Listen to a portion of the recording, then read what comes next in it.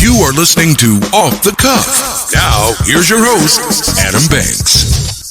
Welcome, everybody, to Off the Cuff. I am Adam Banks, broadcasting from Lexington, Kentucky. Thank you for listening to the show, and thank you for tuning in to WLXU 93.9 FM. In addition to listening to us on the radio, you can check out our Facebook live stream at Off the Cuff with Adam Banks, or you can download the Radio Lex app on your smartphone device to listen anywhere in the entire world. Amber Turner is in the studio with me, or I shouldn't say she's in the studio. She's at her house, and I'm at mine. We are still doing this social distancing thing via Zoom because the studio is closed. But Amber, it's a big episode. A lot of anticipation for this episode because we have WWE legend Terri Runnels doing a sit-down interview with the both of us. Are you excited to play it?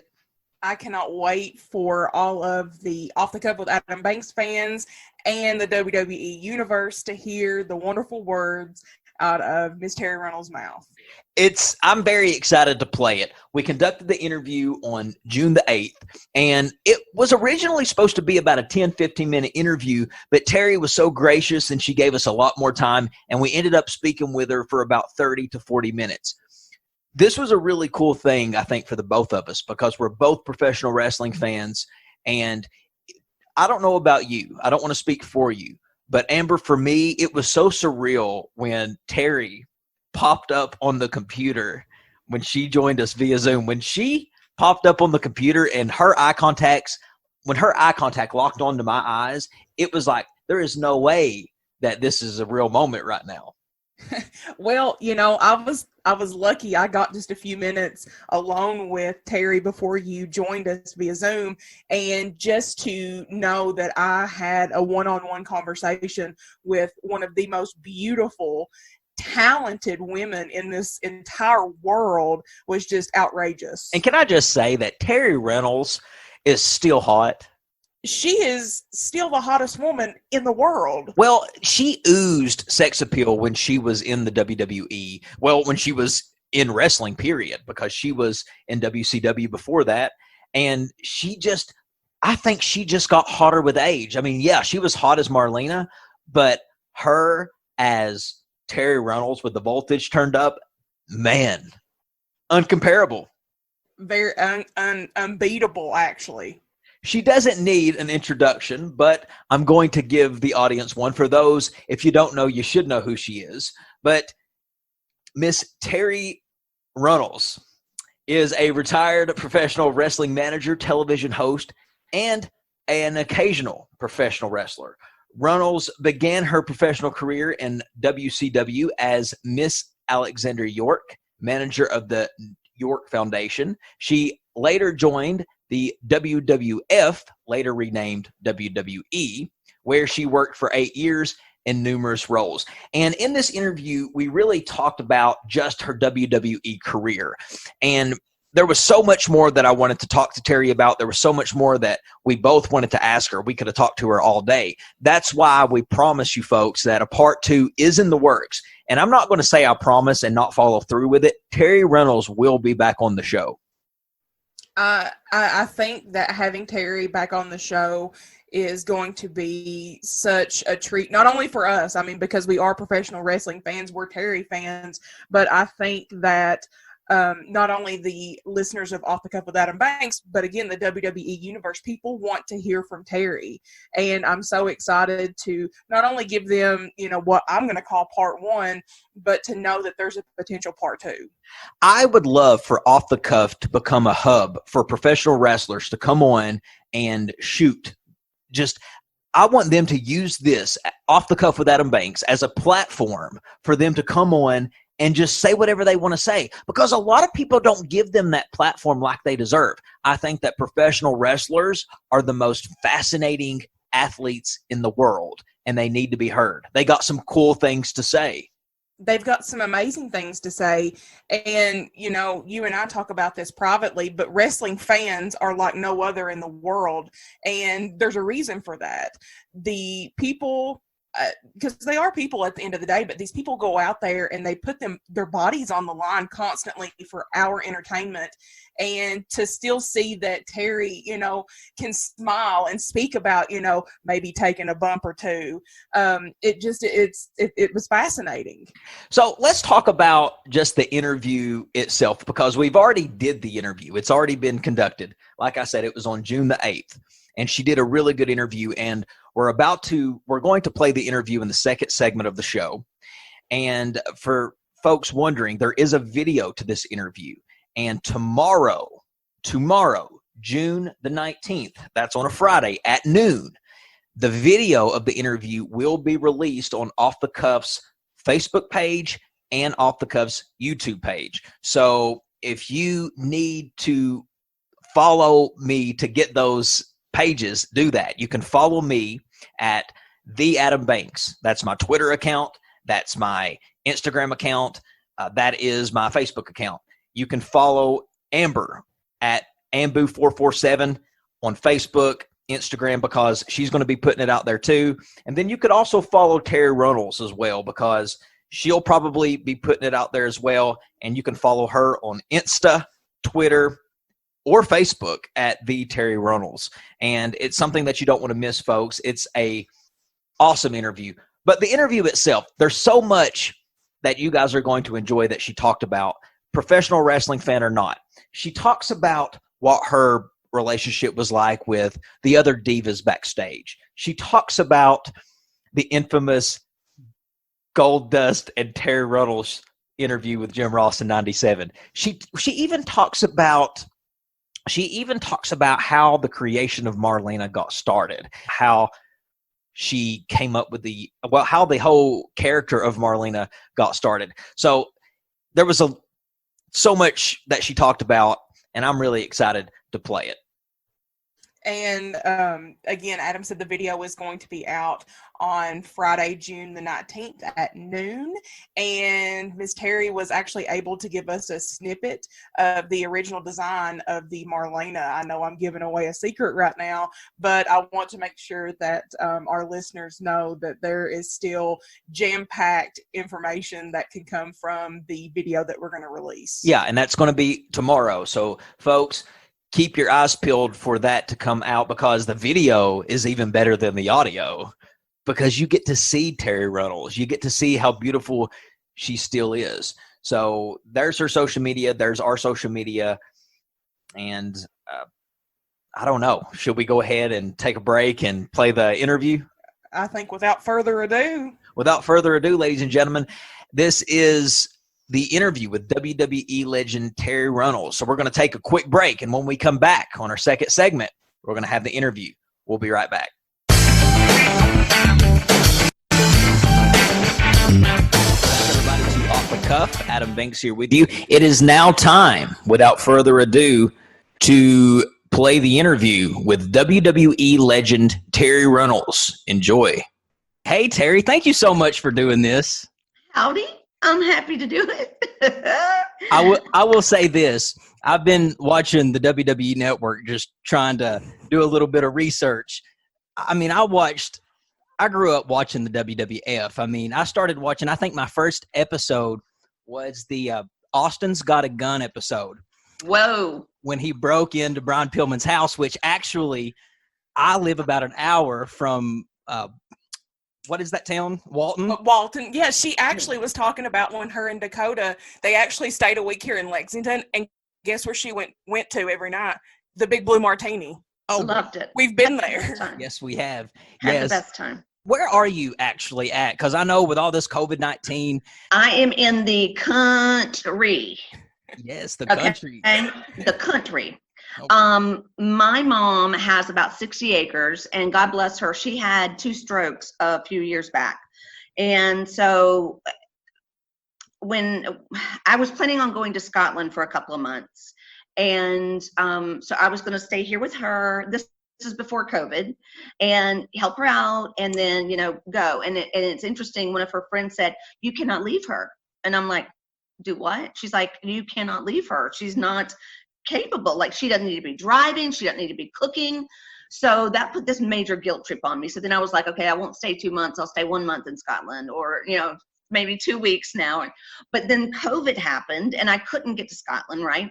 Right. And so literally, I am on the farm and I am the little farm girl, I feed up all the animals and take care of everything. And thank God she's got a woman that does like tree planting and fertilizing and all that stuff, because she's just got a beautiful place here. It's funny, I was on my stream the other night, and where I'm sitting is at the dining room table, and behind me is literally like stack of wood, but this person saw the ground and they're like, is that snow on the ground? And I'm like, no, dude, there's such a canopy of trees that the grass is not growing right there, which my mother takes massive pride in her garden, her grass. If you see it from the front, it's just lovely. It has a 360 degree or almost 360 degree wraparound porch, a swing on the porch, ferns.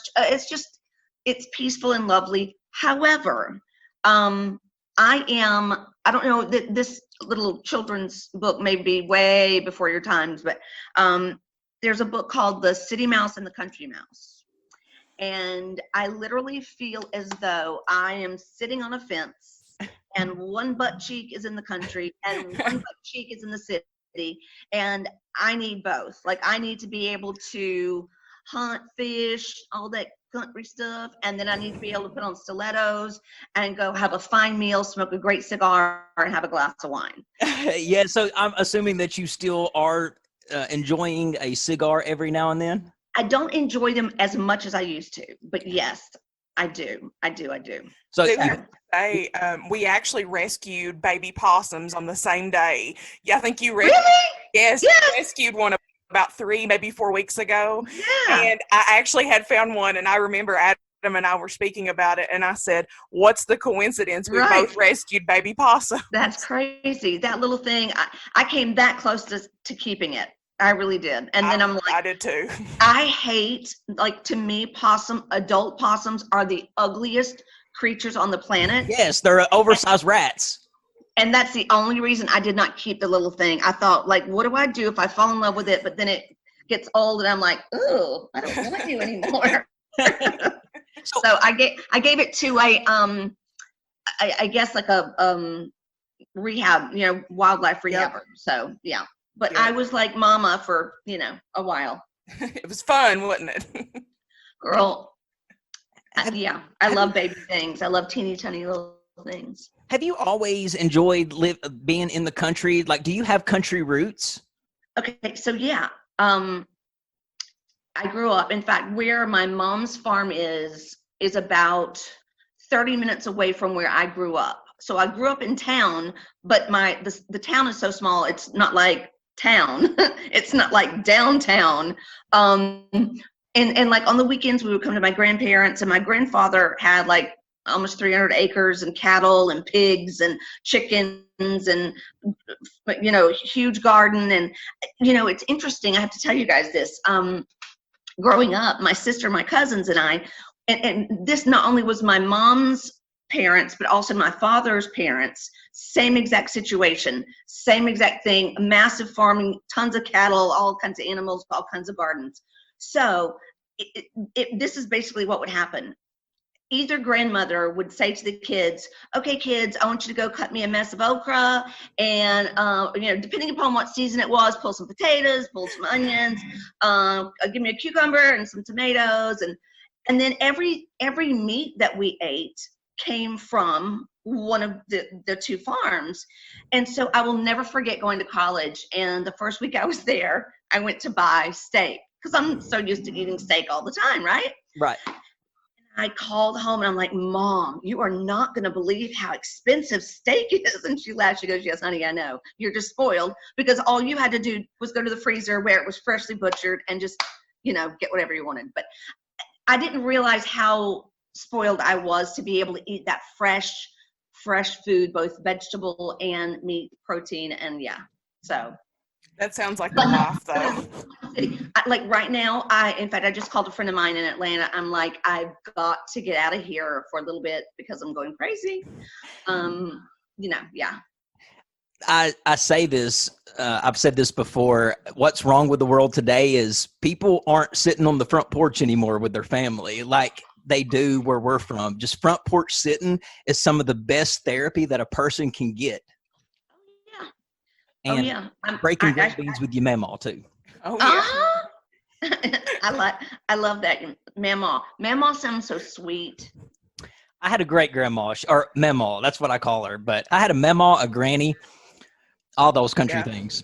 You know, it's funny. My grandmother on my father's side was a bit of a snob. She was a country snob. And she refused to let us kids call her granny because that didn't sound proper. We had to call her grandmother. Oh no. Like, grandmother? That sounds like my grandmother. May I have it? And it was funny too. Like if I was ever sick, I did not want to be with that grandmother because she was like not cuddly and nurturing, and I wanted to be with the other my granny, because she could take care of you when you were sick. Love that. But yeah, anyway. I don't mean to confine you just to WWF, WWE. I know that you had a career long before that in WCW, but I think that you're most known for your days in the WWE. So I want to focus really on that. When you debuted in the WWE at the Royal Rumble in 1996, you debuted as the Marlena character. Tell me a little bit about that character and how that character came to be. So let me tell you the story really quickly, which really quickly is never really quickly with me. But anyway, I'll try to make it fast. So I had been at my sister's, and she collected all these Barbie dolls, right? And had them displayed. And Dustin had started doing Gold Dust just like maybe 3 months before this. And so I was at Amy's and I saw that, and then I was laying in the tanning bed. Dustin was on the road. Dakota's like maybe 1.5 years old. So I'm laying in our tanning bed, and I just started, like, I do a lot of my best thinking in the tanning bed. Amen to that. So I'm thinking, what is it that WWF doesn't have right now? Like, what are they missing? And so since Dustin was supposed to be this, most amazing actor, I started thinking, and androgynous, right? I started thinking, this was the vision I had, because this is the Barbie doll. It's a Bob Mackie Barbie doll. I just found this the other day and had to show people. Anyway, I started seeing that in my head, and then just imagining the old Hollywood glamour, dresses with trains, like red carpet type dresses, and everything gold. So I came up with the entire character of Marlena. And my idea was, either, since I enjoyed cigars and I enjoyed wine, I was either going to go to the ring with a glass of wine or go to the ring with a cigar. And so we decided it would be safer to do the cigar instead of having, glass break and whatever.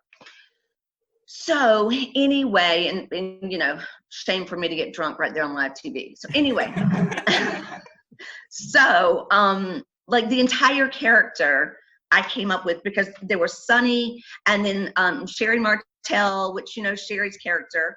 And so I was like, this is exactly what they need. Like, they don't have an elegant female, a real. And so I brought in elements of androgyny via Marlene Dietrich, was an actress in old Hollywood. And she was one of the very first women to ever wear pantsuits. Like, it was just taboo for women to wear pants, and she would wear pants, and she also would smoke a cigar.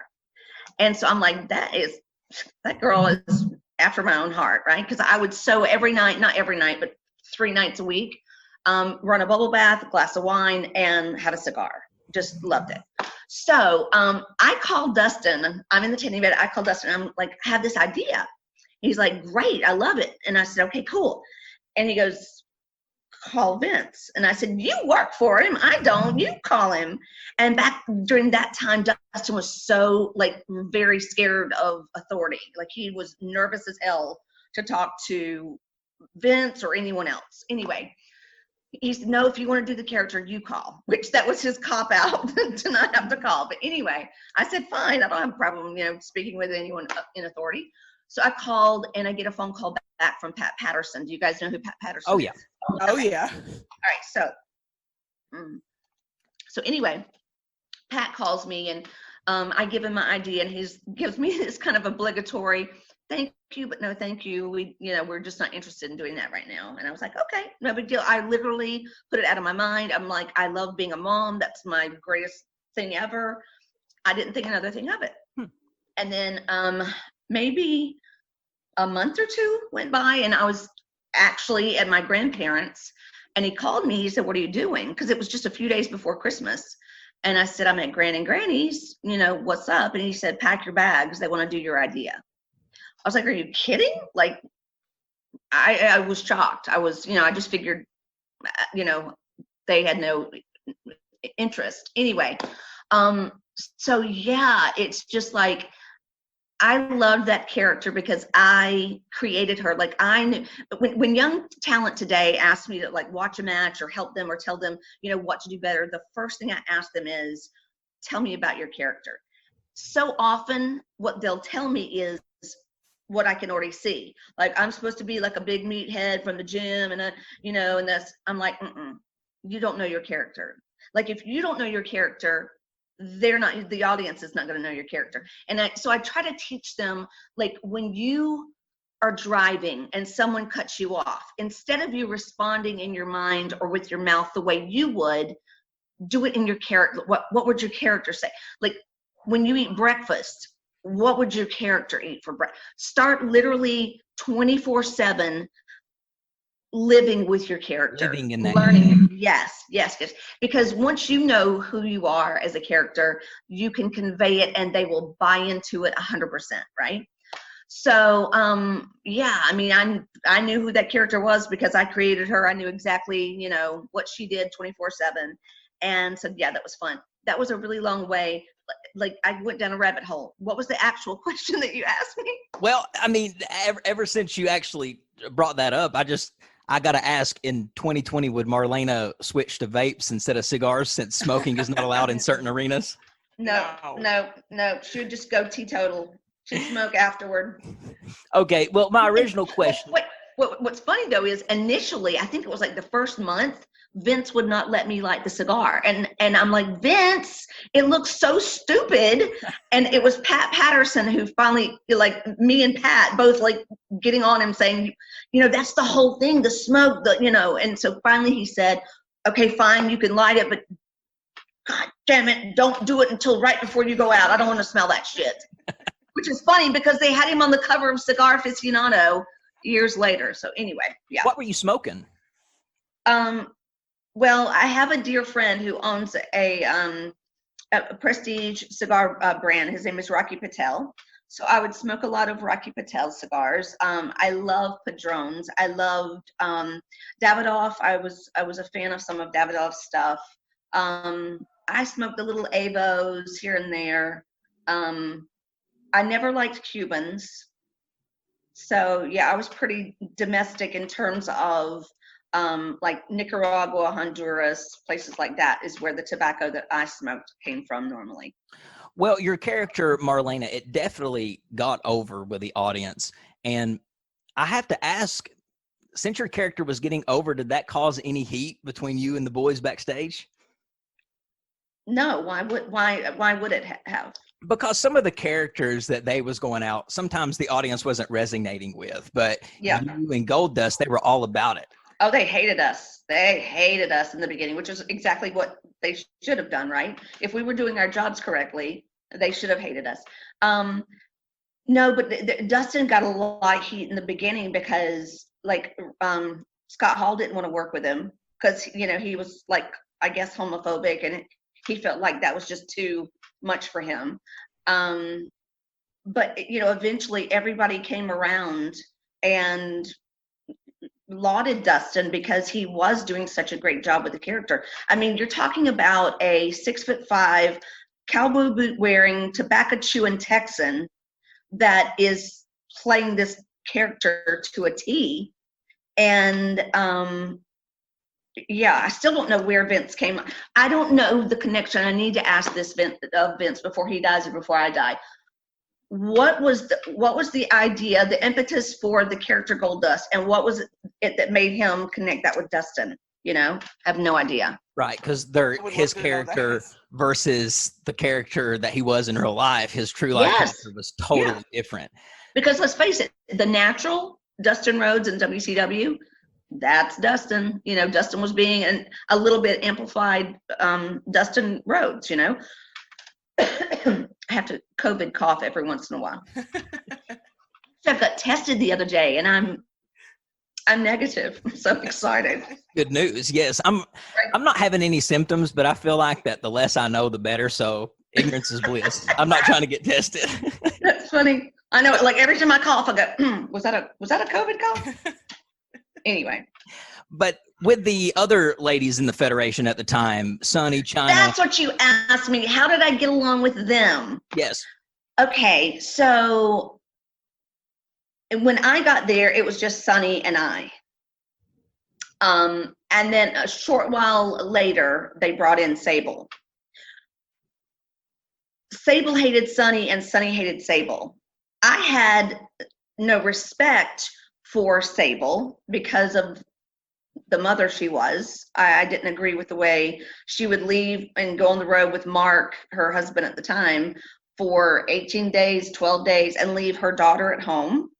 When I signed my contract with Vince, I said, I'm a mom first, I'm a wife second, I'll bust my ass for you third, but you are in third place. I will not do house shows, I'll only do TVs and pay-per-views. So I was away from my child for 3 days at a time. And then for 4 days, 24/7, like my nanny would switch from being 24/7 nanny taking care of Dakota to being my personal assistant because I wanted to do everything for my child. Like if my child wanted a peanut butter and jelly sandwich, I was making it.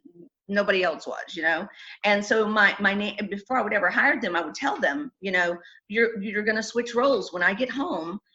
You're going to do the laundry. You're going to go to the bank for me, dry cleaners, grocery shopping, post office, you're going to do all that stuff.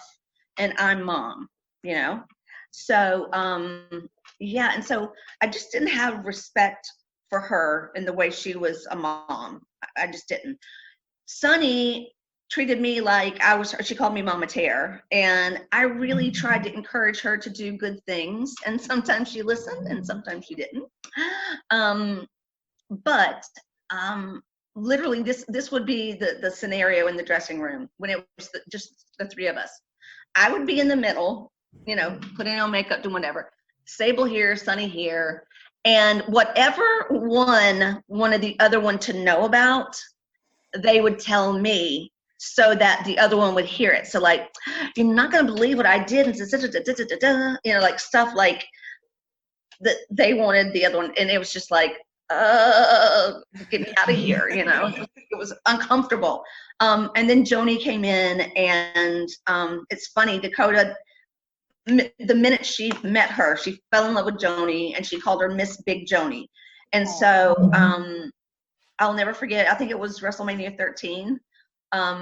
My mom had come up to stay in the hotel with Dakota to keep her while, we were doing the pay-per-view. And that night after the pay-per-view, that was the night that Joni had once again, shaken me like a rag doll. Yes. Did that hurt? Oh, babe. At the moment it's happening, because there's so much adrenaline pumping, you don't feel it. The next day, like I couldn't move. It was so bad. But I, with everything I ever did, any bump I ever took from the boys, I wanted it to look so good. So I would much rather hurt than for it to look lame and the guy look lame or me look lame because I didn't take it well or because he didn't, give it to me or whatever. Anyway, I get back to the hotel room. Dakota's like got wet hair. She's got on her PJs and she's crying because she wants to see Miss Big Joni. So I called, and at the time she and Hunter were together, and I called and I'm like, I am so sorry to do this to you guys.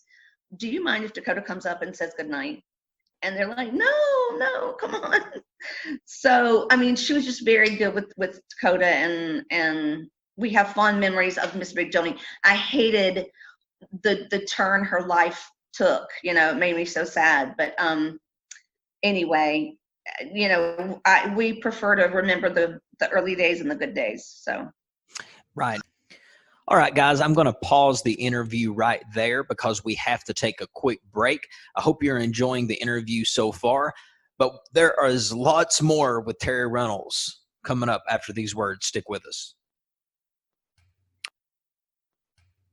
Welcome back, everybody, to Off the Cuff. Adam Banks with you. All right, I hope you have been enjoying the interview that Amber and I did with Terry Reynolds, WWE legend. We still have lots more of the interview to go, so let's go ahead and resume the interview with Terry Reynolds. One of the great things about watching Monday Night Raw during that Attitude Era and back in the day really was just, it was like a soap opera on TV. And one of the most infamous interviews I remember you having was, I believe it was 1997. It was with your ex-husband, Dustin, and Jim Ross was doing the interview. And Dustin broke up with you on camera. And I know that in real life, you guys were actually broken up. No. Okay. So Not at all. Let me tell you the story. Okay. Yes. Because I just talked about this on my live stream. By the way, you guys have to join my live stream Sunday, Monday, Wednesday nights, I 7 usually o'clock. do catch it. You do? I do. I'm a huge fan. Good girl. You need to ask a question in a minute because he's talking too much. Anyway, so you guys remember the angle with Pillman where Pillman won me for 30 days, Yep. right? And I was away from Dakota and I was with Pillman. And side note to that, I'm very claustrophobic, and because of kayfabe back then, we were still practicing it. I loved it. I hate that we don't do it anymore. But anyway, I agree. I had to leave the arena in the trunk of our car. Oh, no. And I was just like freaking out, like screaming from the trunk, like, Dustin, hurry. So, of course I didn't go with Brian Pillman. Of course I went home and I, got a month off. I just did some vignettes, they would fly me somewhere to do vignettes with Brian. So then at the end of the 30 days, Dustin and I are to renew our vows. And when it came time for the minister to say, is there anyone here that sees, finds a reason for these two not to be joined together, Pillman was going to come out and he and Dustin were going to, tie into each other, and he was going to like bleed, and I was going to fall over him and like get blood all over my wedding dress, my gold wedding dress, and tell Dustin, I'm sorry, but the 30 days I was with him, I fell in love with him. Don't hurt him. And I was going to go with Brian, and they were going to turn Dustin face. And as you guys know, at that pay-per-view, which was on my birthday, October 5th, we'll never forget, he passed away. And so I had just done a third-party appearance with either, I think it was AFA, or I don't think it was Sika, but AFA in Pennsylvania. And that was the first time I ever met Luna Vachon, and loved her right away, loved her to pieces. So I went back to Vince, and Dustin and I were in his office, and I'm like, dude, I have a great idea. Like, have her to just switch it around and have Dustin, go with her and basically say, while you were gone, I found someone that understands me because you don't. So it's funny. Hold on. I feel like I chewed cotton balls. It's funny because I had family members call and say, oh my God, are y'all getting a divorce? We were so together at the time. I didn't divorce Dustin until 99.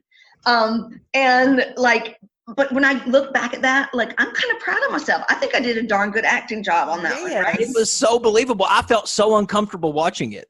I think I cried maybe the third or fourth, because we've watched it a couple of times. I think I cried. Oh, well, yeah. I felt good about it when I had family members calling going, are y'all okay? What's going on? So yeah, we were very married at that point. So for years, I thought that was somewhat real. So that was all kayfabe. Oh, Keeping in character. all storyline bullshit. I love it. I love it. So it wasn't too long after that interview that you made the switch from the Marlena character to using your name, Terry Reynolds, just with the voltage turned all the way up. and you started doing more in-ring action. Was that by choice, or was that Vince McMahon? Hell to the no. So basically the first, I guess, revision of character was me starting PMS. Yep. And I hated that name. I was just like, really? Like, all I could think of was bloody tampons. Are you kidding me? We got to call us PMS? Come on now. Hated it. Hated the name. Loved working with Jackie. She's a hoot and a holler. But like, I never wanted to, like, I will take bumps from the guys all day long. But to have a match with another woman, no. And I remember so vividly begging Vince, please don't make me wrestle. I'm not good at it. I don't know what I'm doing. I've never trained. I said, Vince, this was my rationale. I'm like, Vince, when people enjoy what they do it a lot better. And I enjoy managing and I enjoy taking bumps, but I do not enjoy wrestling and I don't want to do it. Patting me on the shoulder, he said, you're going to be a great kid.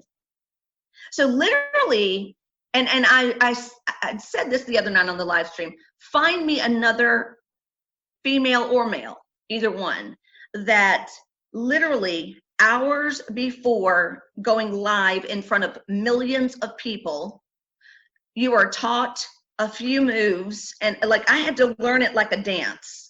And like, God forbid if they ever told the ref for us to go home early, because Mama had to do it exactly like I had learned it, or there was no improv with that, And so every time I would get to TVs, I would wait to see like what I had to do, and if I didn't have to wrestle, I would like literally just like love the day.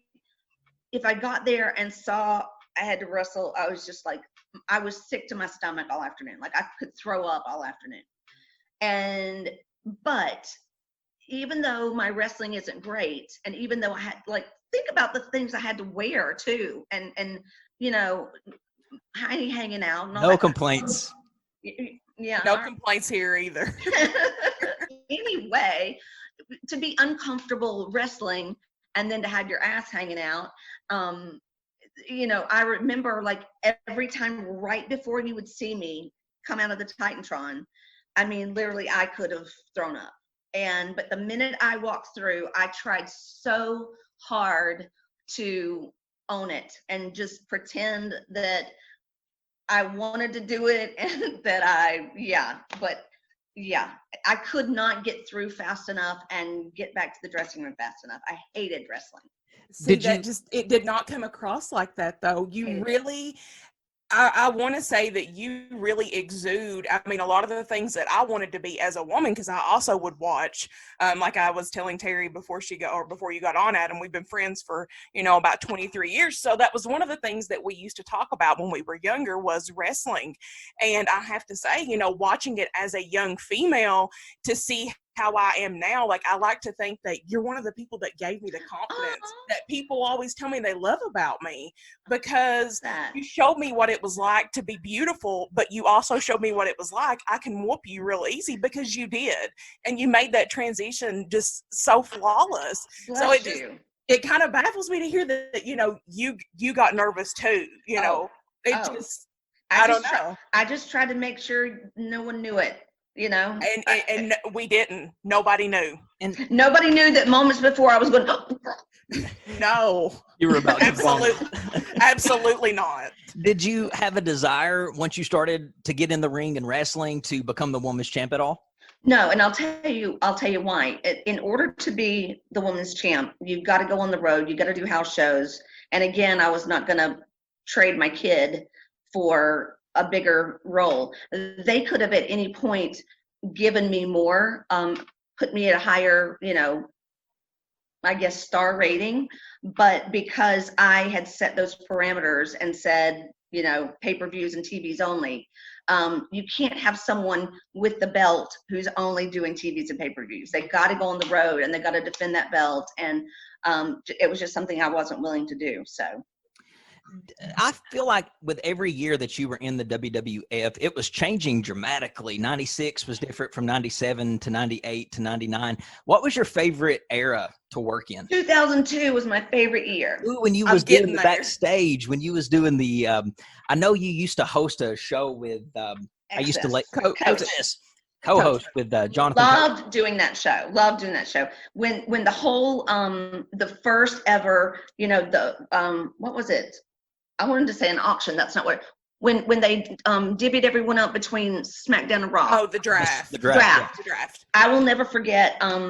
Like we're in the studio talking about the draft, and I'm like, wait a second, I don't want to stop doing this show, because every weekend I would go and do the show with Coach, and then they would have me in Times Square at the World, which is the restaurant we had there. Chris Angel had his Mind Freak show in the basement of our building there, and I had the best time, like every weekend in Times Square. I would bring Dakota up so often, and we were constantly going to a new Broadway show, and I think my child had seen about 10 Broadway shows by the time she was 5. Yeah. And it's funny, she flew with me so often. Like in the beginning, I didn't have a live-in nanny for her, and so they would fly her with me.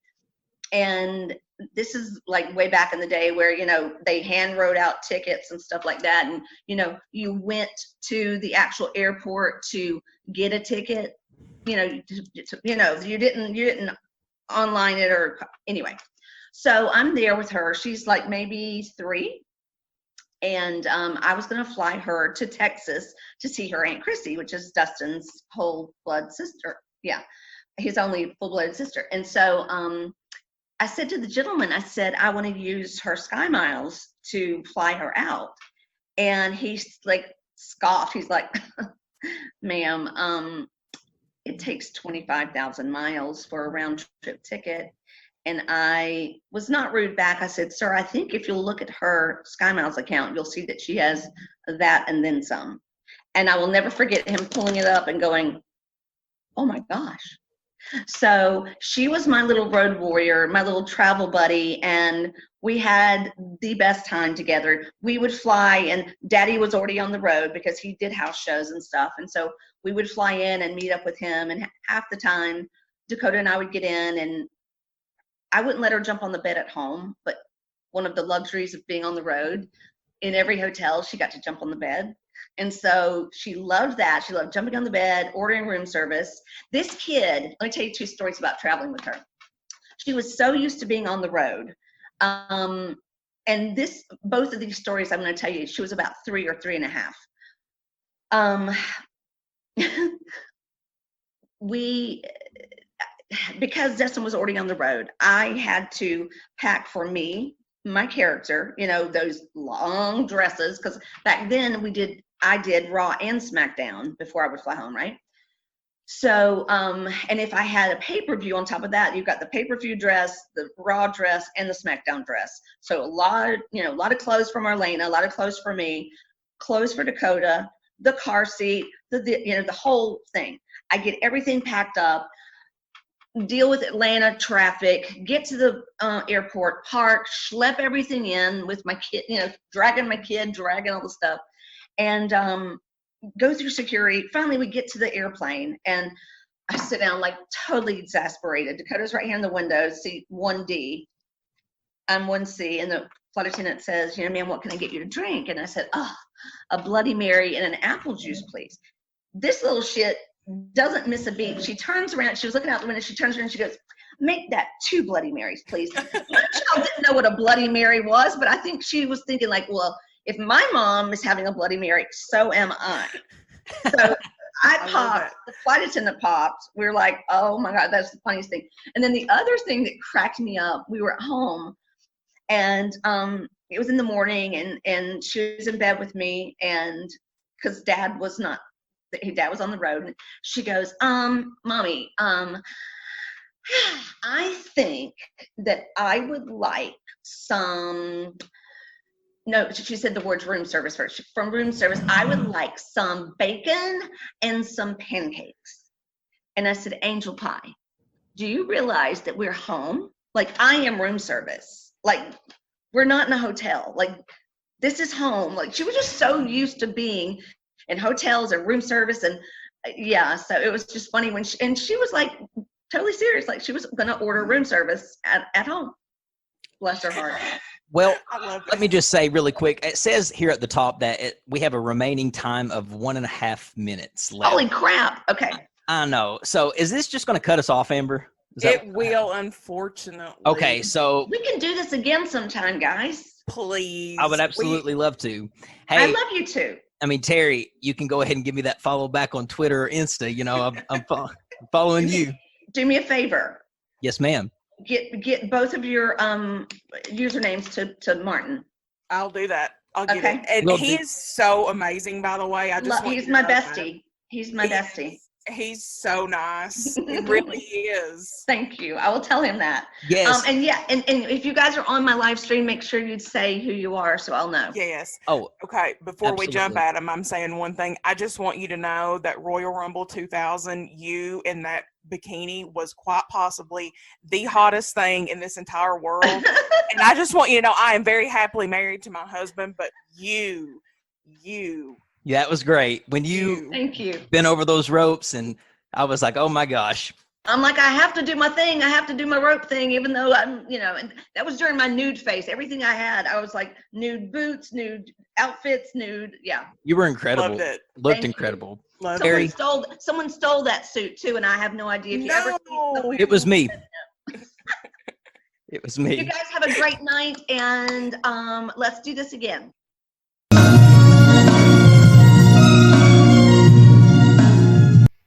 The mystique of that music that Marlena and Goldust used, that had to be one of the greatest WWE entrances of all time, without a doubt.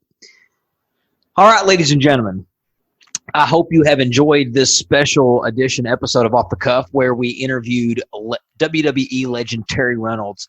I honestly would not mind for Off the Cuff to become a hub for professional wrestlers to come and speak.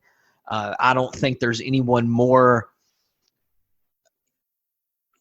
mesmerizing than a professional wrestler to me. Their stories, their career, their athletic ability, they are without a doubt the most interesting people in the world. And I want more wrestlers to come on this show and talk about it. Terry Reynolds, this was a huge get for Off the Cuff. I want to thank her for coming on and just shooting with us. She gave it to us straight. I couldn't have asked for a better interview. This originally was not supposed to go past 10, 15 minutes, but we got lots more time with Terry because she was so gracious to come on and do this. And I hope people have enjoyed. I certainly enjoyed conducting the interview. I know Amber did.